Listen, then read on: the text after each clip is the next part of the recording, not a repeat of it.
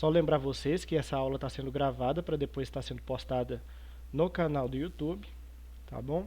Vou estar enviando aí para vocês no chat o link do canal para vocês estarem acessando e indicando para os seus amigos, tá bom? E Daiane, assim que eu comprar uma câmera, eu pretendo comprar uma câmera esse mês agora. Se eu conseguir dar uma folgada, porque a câmera é caro, mas eu vou ver se eu consigo comprar. Aí na próxima aula, quando eu já tiver com a câmera, eu te mostro os meus gibis. Tem um monte aqui também. Tá bom. Massa demais. Aí, galerinha, na última aula a gente estava falando sobre o Renascimento, né? Falamos sobre o humanismo, falamos sobre o antropocentrismo, a questão do humanismo que coloca o ser humano, né, como centro das atenções, como o alvo, como foco principal, né, das artes, da ciência, né, de todas as áreas do conhecimento, de toda a ideologia que compõe o pensamento da Idade Moderna, né? E como o Renascimento ele vai fazer essa transição da Idade Média para a Idade Moderna, ok? Falamos do antropocentrismo, né, que trata justamente disso, dessa questão do homem no centro das atenções, ok? E agora a gente vai dar continuidade sobre onde surgiu o Renascimento, né? O Renascimento, como a gente falou, é um movimento, né? Um movimento que vai trazer mudanças nas artes, na filosofia, na literatura e nas ciências principalmente, né? Sempre valorizando aspectos como a razão, é, assim, tentando romper com essa dependência do conhecimento da igreja, né? Porque a igreja ela tinha o monopólio do conhecimento, todos os livros, todo o saber do passado ficava na mão das igrejas, né? E isso começa a ser rompido a partir da invenção da imprensa, né? E outros aspectos aqui que a gente vai estar abordando. Pessoal, o que a gente tem que saber aqui de início, galera? O Renascimento ele vai surgir na Península Itálica, né? Essa região aqui, ó, da Europa, que a gente tem um mapa da Europa, né? Temos aqui o leste europeu, temos aqui o norte da África, né? E temos aqui o Mar Mediterrâneo. O Mar Mediterrâneo, desde a era antiga, tá bom? Foi um mar muito utilizado para o comércio, né? Aqui era uma das regiões mais, como é que eu posso dizer, mais movimentadas comercialmente falando, né? Aqui tinha um comércio, tinha um mercado muito ativo, o mercado marítimo, né? E o que que acontece, pessoal? Muitas das rotas de comércio que traziam produtos do Oriente passavam por esse mar Mediterrâneo aqui. E a Itália, ela é essa região aqui, ó, que parece uma bota. Vocês estão vendo? Parece uma bota com salto alto, chutando uma pedra, né? Tropicando aqui numa pedra, tropeçando numa pedra, né? Então, essa parte aqui é a Itália. E vai ser aqui que vai surgir o movimento renascentista. E existem alguns fatores que explicam por que o Renascimento surgiu aqui. Primeiro deles é que essa região da Itália, né, como eu expliquei, era uma região muito ativa comercialmente, né? Várias culturas se encontravam aqui no Mar Mediterrâneo e faziam comércio nos portos aqui da Itália, né? Então essas culturas elas tinham contato umas com as outras, as histórias, né, eram contadas, eram repassadas, e essas culturas elas se misturavam, elas se influenciavam, né? Isso é muito importante para a gente entender como que o Renascimento surgiu. Outro aspecto também que influencia o surgimento do Renascimento é o fato da Itália não ser uma região unificada, ok? O que é isso? O que eu estou querendo dizer com região unificada? Vamos dar um exemplo aqui da França, da Espanha, de Portugal, desses países aqui, ó. Durante a Idade Média, vai existir o rei, né? O rei que vai comandar todo o território, vai ser o governante máximo do território. Abaixo do rei vão existir os nobres, que serão os senhores feudais, os donos das terras, né? E dentro dos feudos, que são dominados pelos senhores feudais, pela nobreza, né, viverão o povo, a comunidade comum, né, as pessoas comuns. O que aconteceu? A partir do momento que o comércio começou a se desenvolver, as pessoas começaram a sair dos feudos e se mudarem para cidades, ok? E se mudando para cidades, elas se instalavam em feiras de comércio que eram chamadas de burgos, né? E com o comércio elas acabavam fazendo riqueza, elas acabavam conquistando um certo status social, né? Elas ficavam ricas mesmo fazendo comércio. E essas pessoas que moravam nessas feiras, né, que faziam comércio nessas feiras chamadas burgos, eram chamadas de burgueses, ok? Então, o burguês vai ser essa nova classe que vai surgir aí, né, do final da Idade Média para o início da Idade Moderna. E o que acontece, pessoal?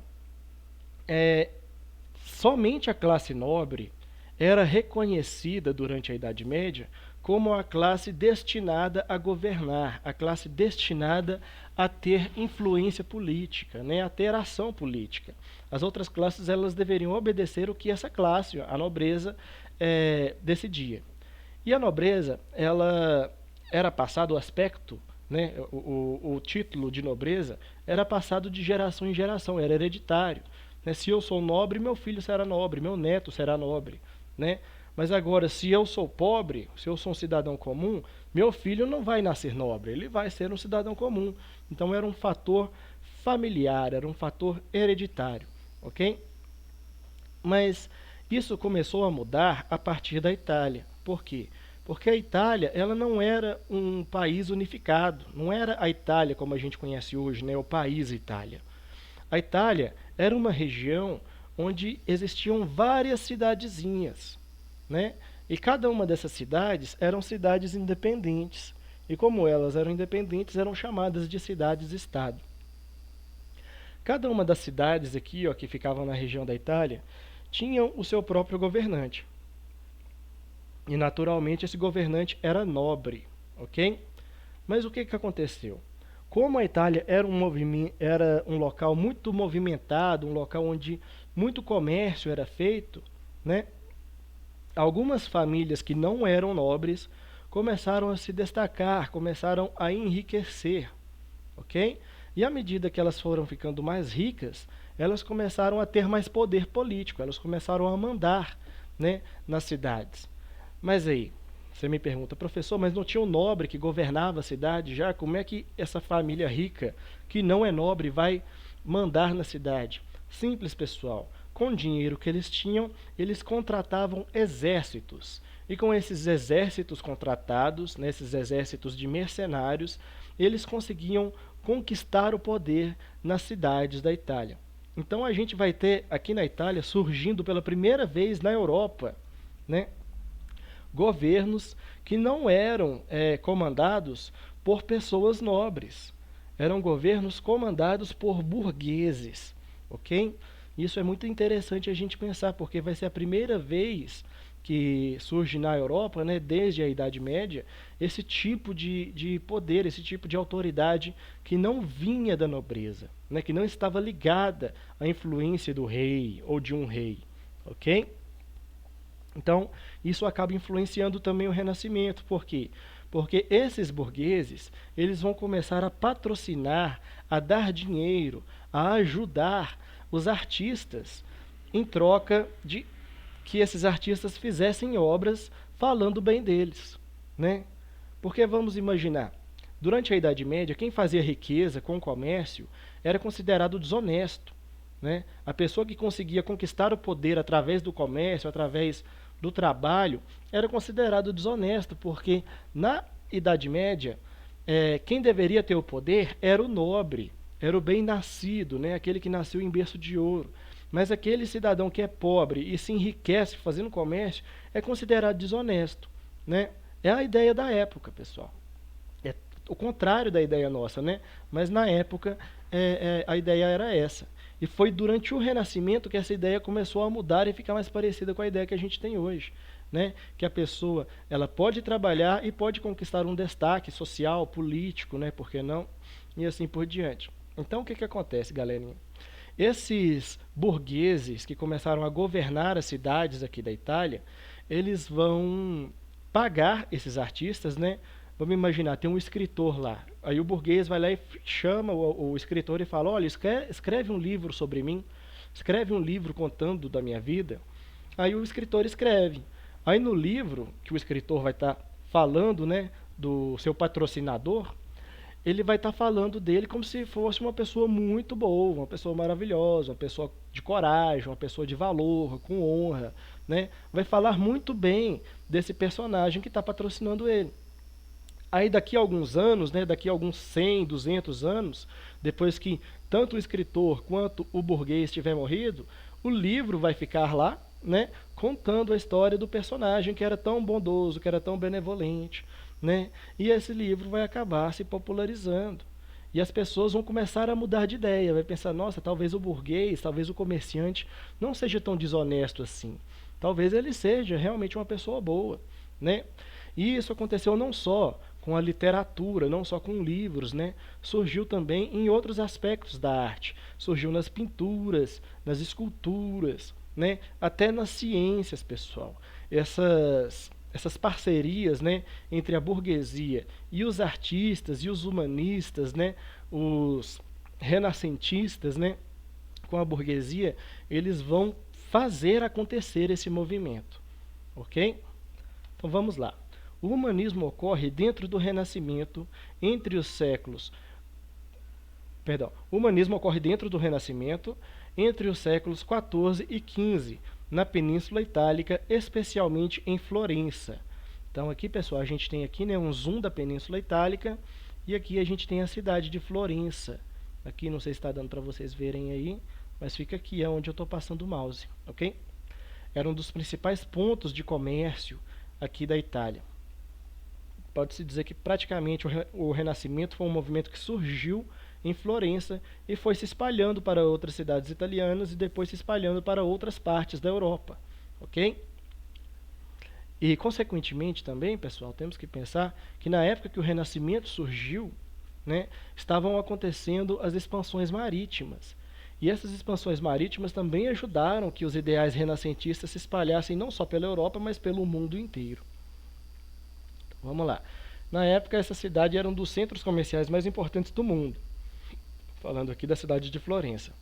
As grandes famílias, como a família dos Médici, os grêmios dos trabalhadores e a igreja, se lançaram a patrocinar artistas e literatos para mostrar a sua riqueza, né? Para mostrar a sua nobreza, a sua honra, né? O seu valor.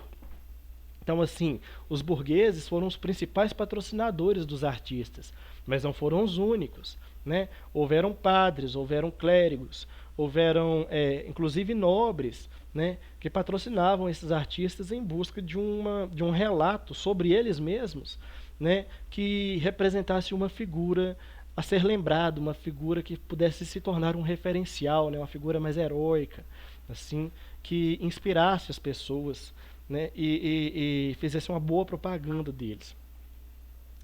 A atividade artística passa a ter grande prestígio social, pois o artista é alguém que agora cria e não repete apenas modelos estabelecidos anteriormente, ok?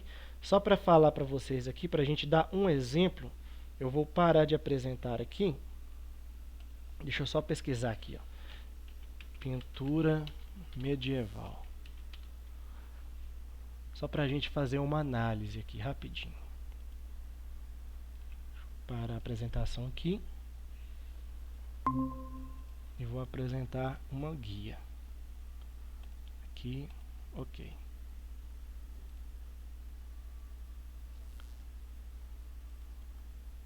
Vocês estão vendo aí? Tá dando para ver aí, pessoal? Gabriele, Rafael, Daiane, estão conseguindo ver aí, pessoal? Beleza. O que a gente percebe nessas imagens aqui? Ó? São pinturas medievais, pinturas da Idade Média. Olha esse estilo artístico aqui, pessoal. Olha esses traços. Olha como é feito, né? Toda a arte. Olha só para vocês verem. As proporções. Vão reparando aí. Né? A gente não pode dizer que era um desenho muito bem feito, muito bem desenhado, né? Não pode falar assim, olha que grande artista. Professor, Oi. eles gostavam muito dessas cores, azul, vermelho. É isso. Eles não, eles usavam basicamente a cor mesmo, né? Você percebe assim que não tem sombreamento, né? Não existe sombras nas pinturas medievais. Outra coisa também que a gente repara nas pinturas medievais, não tem profundidade, né? Parece que a gente está vendo um desenho plano, né? Tá tudo plano, não tem profundidade, você não sabe o que está atrás, o que está na frente, como é que é.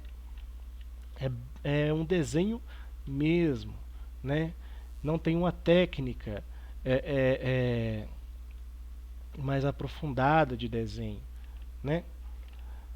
Olha aqui para vocês verem. É tão artificial o desenho que até nessa representação aqui, ó, onde a gente vê um guerreiro, né, provavelmente um eslavo aqui, ó, recebendo uma espada no crânio, recebendo outra espada no coração, a gente não vê nenhuma expressão de dor. Ele está até com um sorrisinho, né? Olha só para vocês verem. Parece que eles estão quebrando o ovo na cabeça dele no dia do aniversário. Mas não, ele é uma espada mesmo. Né? Olha só para vocês verem que não tem aqui uma outra imagem. Né? Esse aqui está mais contrariado. Mas não é uma coisa assim que a gente diz, olha só, que desenho bem feito, nossa, que desenho bem... que grande artista. Olha esse padre aqui, por exemplo, que está levando uma espada na cabeça. Olha o tamanho da mão desse padre e o tamanho da cabeça dele. A mão está muito maior do que a cabeça dele, né? Então, assim, não tem uma noção de proporção. Agora, olhem só a pintura renascentista. Olha a diferença de uma pintura medieval para uma pintura renascentista. Olhem, pessoal. Olha essa diferença. Parece até um retrato de tão perfeito que é, né? Pega todos os detalhes, olha o sentimento no olhar. Isso aqui é um quadro do Lúcifer, né? O anjo caído. Olha só para vocês verem. São quadros renascentistas, tá, pessoal? Olha a diferença do traço. Olha aqui. Né? Isso aqui é um quadro do início do Renascimento. Já dá para ver uma noção de profundidade, né? É bem diferente da pintura aqui também, da pintura medieval, né? Da arte medieval. Deixa eu ver se eu consigo achar esse aqui é interessante, olha.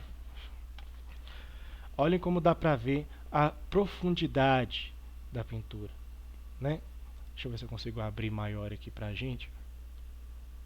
Não, não vou conseguir.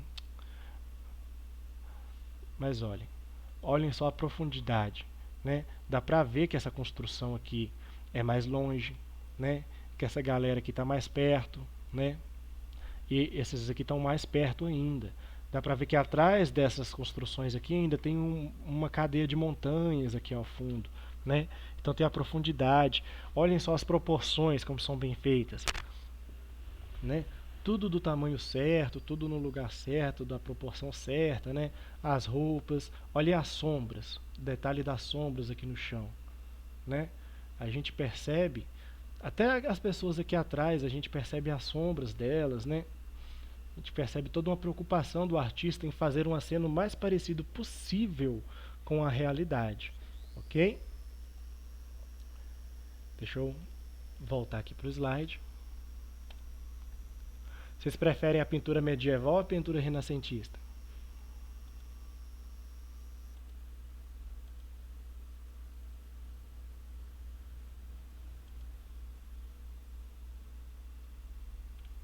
Ok. Vocês estão vendo aí o slide?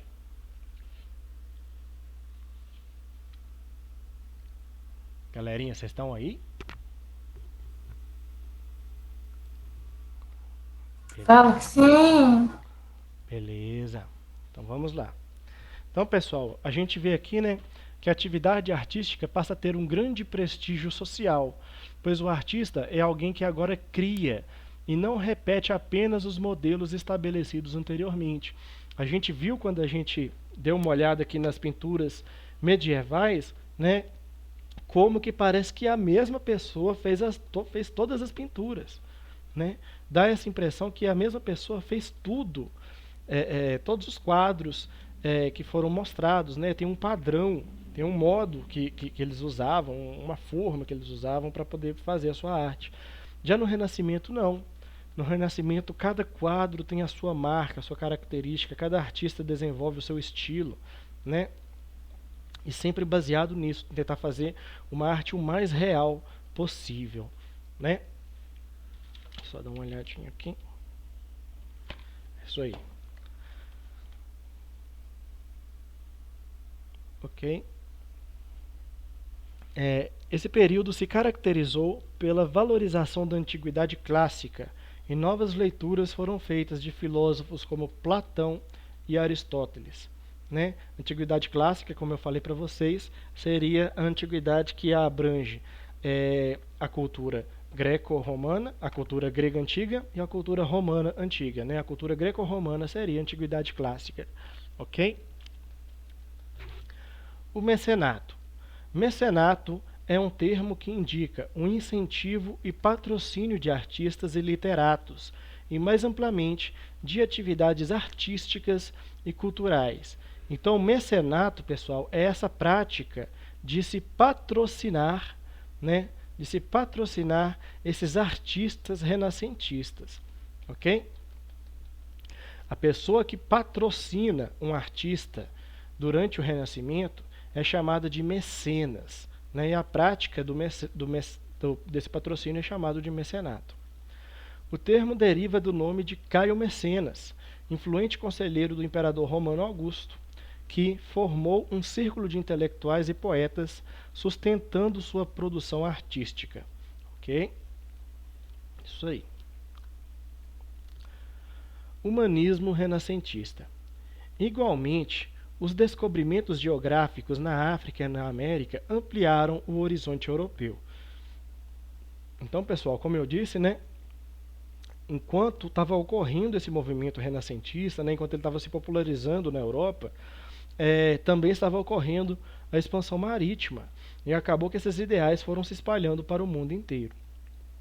Essa mentalidade se espalhou primeiro para os reinos mais próximos à Península Itálica, como a Espanha e a França. Então aqui só voltando aqui para a gente ver, né? Aqui a gente vai ter a Espanha, aqui a gente tem a França, né?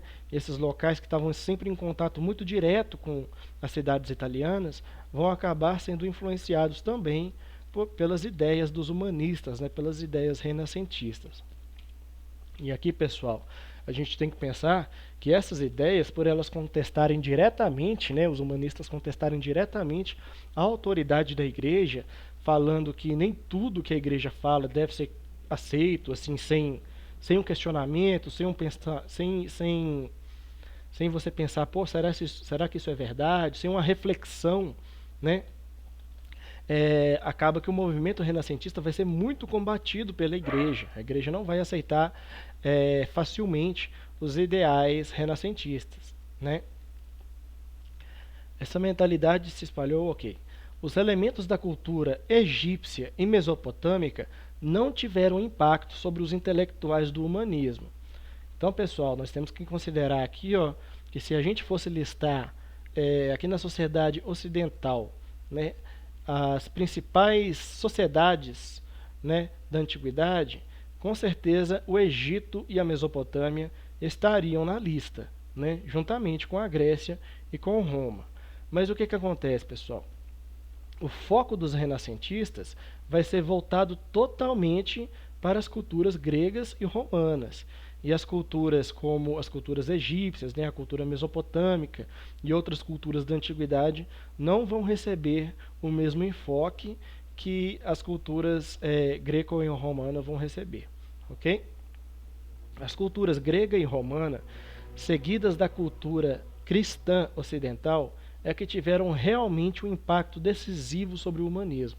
Então a gente pode considerar que o humanismo ele vai ser essa mistura, essa mescla, né, dessas três culturas, da cultura grega antiga, da cultura romana antiga e da cultura cristã ocidental, né? Que é a cultura cristã da Idade Média, né? O cristianismo católico da Idade Média, ok? Mistura essas três aí, nós vamos ter o Renascimento. Ok? Avançando aqui. O Rafael saiu, deve ter caído aí, né? Vamos avançar. O que foi o Renascimento? O Renascimento foi um importante movimento de ordem artística, cultural e científica que se deflagrou na passagem da Idade Média para a Idade Moderna. Né? Então, como eu disse, né, pessoal, o Renascimento é um dos fatores que marcam o fim da Idade Média e o início da Idade Moderna. Em um quadro de sensíveis transformações que não mais correspondiam ao conjunto de valores apregoados pelo pensamento medieval, o Renascimento apresentou um novo conjunto de temas e interesses aos meios científicos e culturais de sua época. Ao contrário do que possa parecer, o Renascimento não pode ser visto como uma radical ruptura com o mundo medieval. Então, pessoal, temos que pensar o seguinte: apesar dos humanistas, né? Humanistas, quando eu falo, é esse pessoal que compôs as mudanças, né, que foram promovidas pelo Renascimento. Esses humanistas, eles não estavam propondo uma ruptura com o cristianismo. Eles não estavam falando assim, olha, chega de cristianismo, chega desse pensamento da Idade Média, né? Eles mantiveram os preceitos religiosos, né? O que eles não queriam mais manter era a autoridade da igreja sobre os aspectos mais particulares da vida de cada um. Por exemplo, a igreja falava que quem não fosse nobre não poderia governar, né? O que mais? A igreja falava que a terra era o centro do universo, né? A igreja falava que por exemplo, a peste negra era uma maldição divina, porque o homem era pecador, né? Então, uma série de erros que a Igreja Católica defendia como a verdade absoluta começaram a ser questionados por esses renascentistas, né? Começaram a perguntar, poxa, será que eles estão certos mesmo? Será que é isso mesmo? Né? Mas assim, eles começaram a questionar o que a igreja falava, mas eles não questionavam a existência de Jesus, não questionavam, né, os valores mais básicos da religião cristã, não. O que eles questionavam mais era assim, será que o homem não tem a capacidade de pensar por si mesmo? Será que o homem tem que ficar sempre aceitando o que a igreja fala, sem pensar por si mesmo, sem usar a sua inteligência, suas qualidades, né, para chegar até a própria interpretação dele de verdade? Né? E essa é a base, é a essência do Renascimento. E essa valorização da razão, né, acima de todas as coisas, o uso da racionalidade, né, vai gerar o surgimento de várias novas religiões, ok? Perdão, de várias novas ciências, ok? A ciência ela vai começar a ser valorizada muito aí dentro do contexto renascentista e vai ser considerada o melhor meio de se alcançar a verdade, ok? Então vamos avançar aqui. Aqui a gente tem um exemplo de Nicolau Copérnico. Nicolau Copérnico, ele não era um artista, ele era um matemático e astrônomo, tá bom? E durante os estudos dele, né, observando os astros, fazendo cálculos, vendo a linha do horizonte, vendo o movimento dos astros, né, com telescópio e tudo, ele chegou à conclusão de que a Terra não era o centro do universo. O Sol era o centro do universo. Não é o Sol, a Lua e os planetas que giram ao redor da Terra. Né? Essa teoria de que a Terra é o centro do universo é chamada de geocentrismo. Tá bom? Geo, do grego, quer dizer terra. Né? Centrismo, geocentrismo, a Terra no centro. Né? E ele falou, não, isso é uma bobagem. E essa, pessoal, essa teoria que o Nicolau Copérnico vinha questionando, era a teoria oficial da Igreja. Mas ele falou, não, isso é uma bobagem. Segundo os meus cálculos aqui, o centro do universo não é a Terra. O geocentrismo está errado. O centro do universo é o Sol. Então, a gente não deve seguir um geocentrismo. A gente deve seguir o heliocentrismo. O que é o heliocentrismo? Hélio, do grego, quer dizer sol, né? Heliocentrismo, sol no centro, né? Então, o Sol é o centro do universo, a Terra e os outros planetas, né, giram ao redor do Sol, e não o contrário, não eles que giram ao redor da Terra. E o Nicolau Copérnico foi muito perseguido durante a sua vida por causa da teoria do heliocentrismo, né? O Renascimento se apoiava principalmente na oposição às práticas e às ideologias produzidas durante o feudalismo, controlado culturalmente pela Igreja Católica, né? Então, pessoal, durante a Idade Média não havia questionamento, não havia dúvida. A Terra era o centro do universo. A Igreja falou e pronto, não tem o que questionar, não tem o que perguntar. Se a Igreja falou, é verdade, né? E aí isso começa a mudar durante o Renascimento. As pessoas começam a pensar, começam a buscar respostas baseadas na razão e não no conhecimento, não na fé, não nas indicações da Igreja Católica, né? O Renascimento também se fundamentou nas críticas ao conhecimento subordinado aos dogmas religiosos, afirmando, pelo contrário, que era possível produzir conhecimento científico pela observação e pela utilização da razão, superando a influência religiosa na construção do conhecimento e centrando na capacidade humana de criação e produção, né? Então é isso que eu já falei, né, pessoal? Valorizar as qualidades humanas, as habilidades humanas, em detrimento, né, às regras, aos dogmas. O que é um dogma? Dogma é uma verdade absoluta, uma verdade inquestionável, né? É aquilo que você fala que é e acabou, não tem discussão. Dogma não é discutível, né? A ciência já está aí para ser discutida, né? Ok. A razão, de acordo com o pensamento da Renascença, era uma manifestação do espírito humano, que colocava o indivíduo mais próximo de Deus.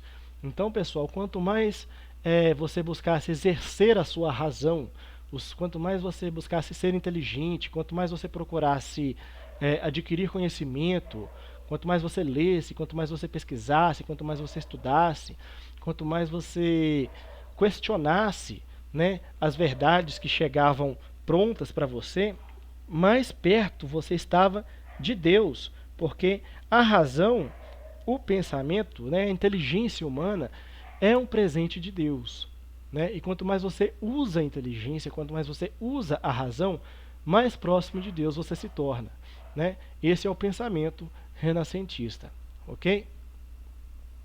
E aqui um segundo tópico. Ao exercer sua capacidade de questionar o mundo, o homem simplesmente dava vazão a um dom concedido por Deus, né? O chamado neoplatonismo. Durante a Grécia Antiga, existia um filósofo que era discípulo de Sócrates, que era chamado de Platão. O Platão ele dizia o seguinte, pessoal, existem dois mundos, o mundo das ideias e o mundo físico. Nós vivemos no mundo físico, né? Nós estamos cercados de objetos que estão dentro do mundo físico. Mas o mundo físico, ele existe porque ele é uma cópia do mundo das ideias, ok? E esse mundo das ideias é um mundo perfeito. Ele é diferente do mundo físico. O mundo físico seria uma cópia desse mundo das ideias, né? A Terra aqui é imperfeita, mas a Terra no mundo das ideias é perfeita, né? Nós aqui temos um corpo imperfeito, mas no mundo das ideias, nosso corpo seria perfeito. E a gente, após a morte, sairia do mundo físico, né? Se libertaria da prisão do mundo físico e iria para o mundo das ideias, ok? Pessoal, só um minutinho aqui. Guarda isso aí na cabeça. Mundo físico e mundo das ideias. Já estou voltando rapidinho.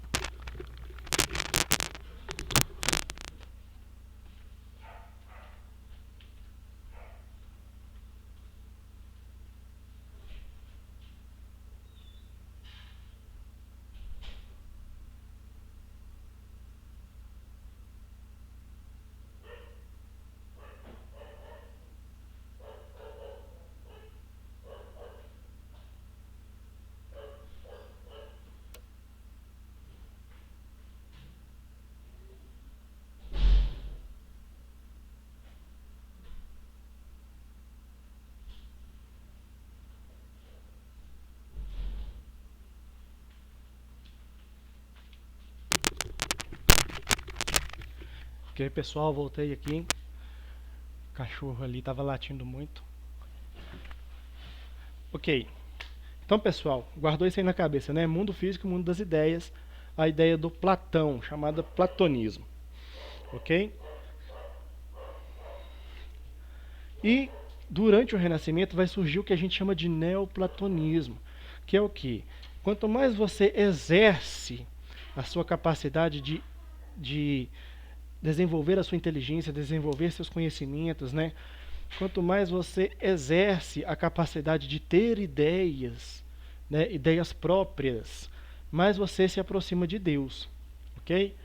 Então, essa espiritualização do conceito de ideias vai ser chamado de platonismo, né? Quando você inclui a ideologia cristã dentro desse platonismo, vai surgir o neoplatonismo, ok?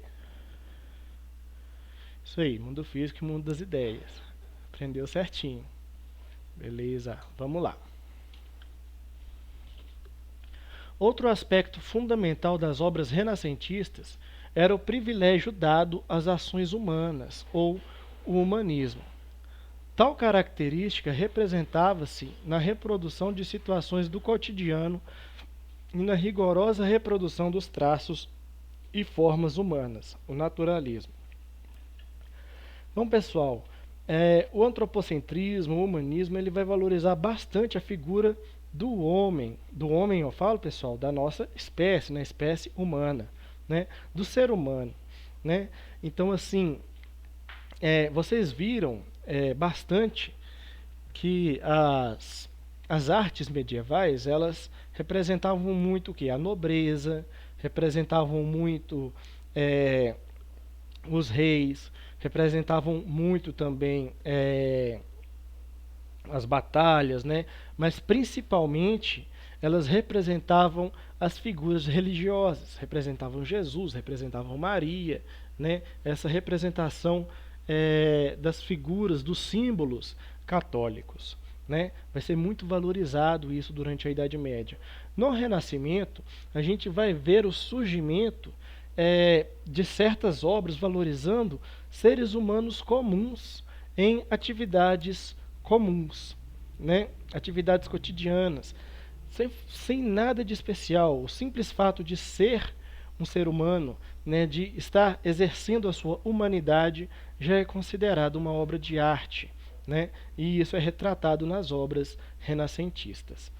Essa representação, né, essa ideia de sempre buscar representar a naturalidade do ser humano, né, o ser humano no seu aspecto natural, no seu cotidiano natural, é chamada de naturalismo, ok? A gente tem aqui algumas obras que seguem a ideia do naturalismo, né? O que tem de especial nessas obras aqui? Que a gente não vê nenhuma divindade, não vê nenhum anjo, não vê nenhuma guerra, nenhuma batalha, né? A gente vê situações cotidianas, uma colheita, né? Aqui, dois homens fazendo uma mineração, né? Minerando aqui. A gente vê aqui uma extração de dente, né? Então, assim, a ideia do naturalismo é isso, representar situações cotidianas, ok? Avançando aqui. Esse aspecto humanista inspirava-se em outro ponto-chave do Renascimento, o elogio às concepções artísticas da antiguidade clássica, ou o classicismo. As obras das artes plásticas do período do Renascimento valeram-se das concepções humanistas.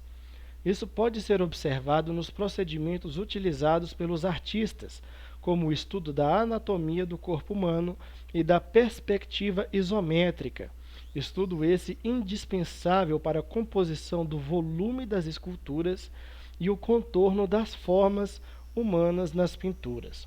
Ok, pessoal? Então, esse estudo da anatomia, da forma do corpo humano, né? Esse estudo das artes clássicas, né? Quando eu falo artes clássicas, das artes gregas, das artes romanas, né?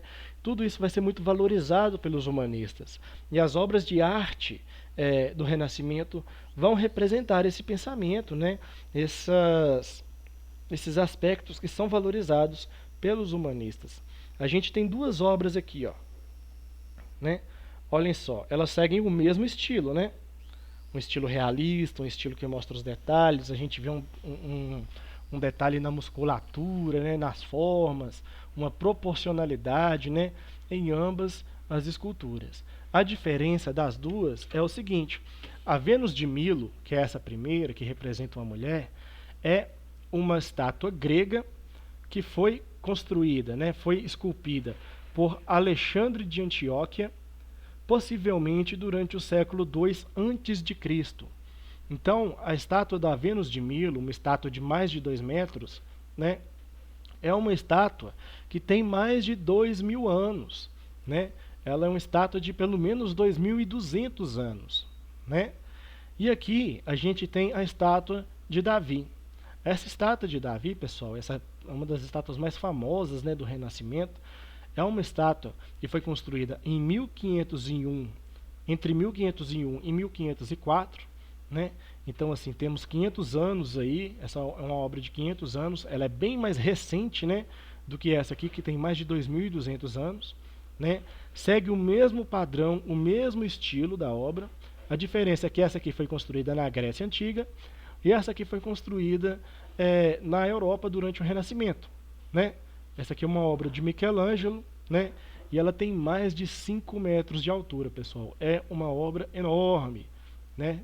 Depois não, deixa eu até mostrar aqui para vocês. Davi Escultura. Esse é um tema muito legal que acho interessante a gente.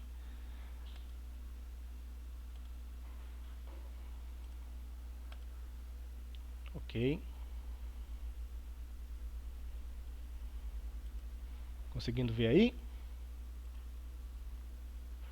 Vamos ver as imagens aqui. Olha essa proporção. Sim! Olha só essa proporção aqui da mulher, né? E da estátua. Olha a diferença do tamanho. É uma estátua de 5 metros, pessoal. É gigante. Eles até fizeram uma zoeira aqui com a estátua. Se você não se move, você fica gordo. Né? Mas é uma estátua muito grande. Ok? Só uma representação aí pra gente ver o tamanho da estátua de Davi. Ok? Aqui, né? O pessoal visitando, né? Vendo a estátua. Olha o tamanho das pessoas diante da estátua.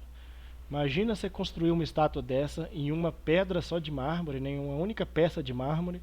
Vocês olhar para essa peça de mármore e imaginar essa imagem. E aí você pegar essa peça de mármore e construir essa imagem, fazer essa imagem sair de dentro do mármore, né? Olha só, enorme, né? Só para a gente ter uma noção do quão grande é a estátua de Davi. Deixa eu... essa estátua aí do Michelangelo. Voltando aqui.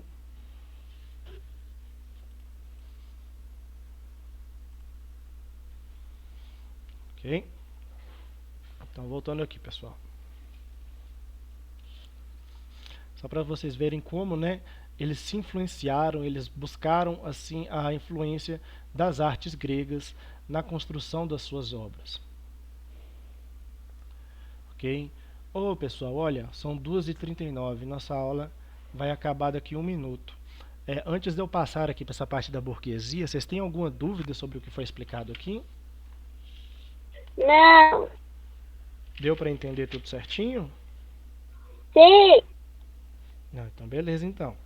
Aí, pessoal, se vocês quiserem ver essa aula novamente, é só acessar o canal, tá bom? Muito obrigado. Tá bom, tchau. Valeu e até a próxima. Tchau, tchau. Tchau. Tchau, Gabriele. Com Deus.